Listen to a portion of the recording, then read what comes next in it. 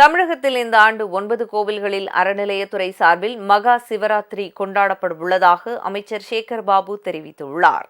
முதலமைச்சர் மு.க.ஸ்டாலினின் பிறந்தநாளை முன்னிட்டு திமுக சார்பில் மண்ணடி மற்றும் காமராஜர் சாலையில் உள்ள அன்னை சத்யா நகரில் ஏழை எளிய மக்களுக்கு உணவு வழங்கிய சேகர் பாபு பின்னர் செய்தியாளர்களிடம் பேசினார்.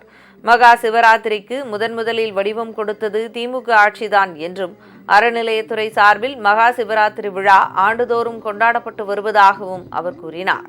இந்த ஆண்டு 9 கோவில்களில் கொண்டாடப்பட உள்ளதாக அவர் தெரிவித்தார்.